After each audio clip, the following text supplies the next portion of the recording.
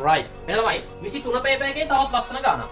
අපිට කියන්නේ 0.2 සහ 1.5 හරහා යන සරල රේඛාවේ සමීකරණය හොයන්න කියලායි කියන්නේ. ඉතින් අපි දන්නවා සරල රේඛාවක සමීකරණය ලියන්නේ කොහොමද? අපි දන්නවා සරල රේඛාවක සමීකරණයක් ලියන්නේ කොහොමද? y සමානයි mx ධන c ආකාරයෙන්. විශේෂ ආකාරය මොකද්ද?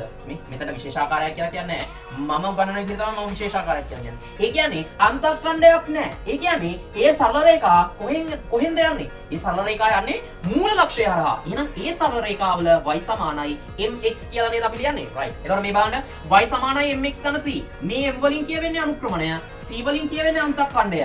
අන්තක්ඛණ්ඩයක් නැහැ. ඒ කියන්නේ සරල රේඛා යන්නේ මූල ලක්ෂය හරහා. එහෙනම් ඒ වගේ ඒවා y සමානයි mx ආකාරයෙන් තමයි ලියන්නේ. එහෙනම් බලන්න අපිට දීලා තියෙනවා ලක්ෂ දෙකක්. එකක් 0.2 අනිත් එක 1.5. එතකොට අපි දන්නවා අනුක්‍රමණය හොයන්නේ y කණ්ඩාංක අන්තරය බෙදීම x කණ්ඩාංක අන්තරය කියලා දන්නව නේද? මෙහෙම මතක තියාගන්න නැහැ. කොහොමද? අනුක්‍රමණය සමානයි y එක ඍණ y දෙක. බෙදීම x එක ඍණ x දෙක. එහෙම මතක තියාගන්න නැහැ. මොකද්ද?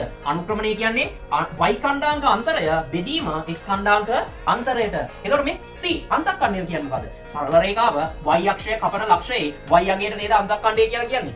right. එහෙනම් මේ බලන්න අපි ඉස්සෙල්ලා අනුක්‍රමණය හොයාගෙන ඉමු. ඊට පස්සේ අපි යන් අන්තක්ඛණ්ඩයට. දැන් බලන්න අපි දන්නවා ලක්ෂ දෙකක්. අනුක්‍රමණය හොයන්න නම් අනිවාර්යෙන් අපි ලක්ෂ දෙකක් දැනගෙන ඉන්න ඕනේ. දැන් මෙහෙමයි. අනුක්‍රමණය කියන්නේ මම කිව්වොත් x අක්ෂයේ ධන දිශාවත් සමග වාමාවර්තව සාධන කෝණේ tan අගය කිව්වොත් එහෙම ඔයාලට තේරෙන්නේ නැහැ. ඒක තමයි අනුක්‍රමණය කියන එකේ හරි අර්ථ දැක්වීම. නේද?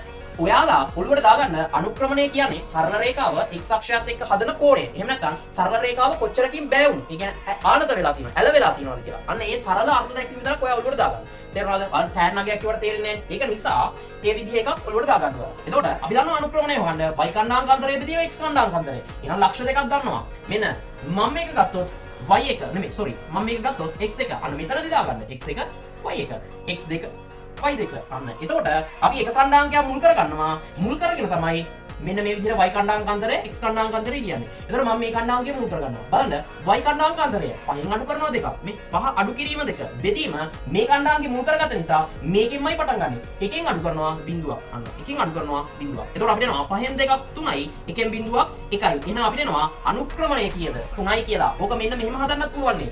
මම මේ කණ්ඩාංකයයි මුල් කරගත්තේ. මම දැන් මේ කණ්ඩාංකය මුල් කරගන්නවා. එතකොට බලන්න අපිට හදන්න පුළුවන්. එහෙනම් y කණ්ඩාංක අන්තරය 2 ඍණ 5 මේ 2 ඍණ 5 දෙක අඩු කිරීම 5 බෙදීම මේ කණ්ඩාංකය මුල් කරගත්ත නිසා මේකෙන්මයි යන්නේ. බිඳුව අඩු කිරීම 1. බිඳුව අඩු කිරීම 1. එතකොට අපිට පේනවා 2කින් 5ක් ඍණ 3යි බිඳුවෙන් එකක් ඍණ 1යි. ඍණයි ඍණයි බෙදුනහම ධන 3 බෙදීම 1 කියන්නේ 3යි. අන්න තේරෙනවද?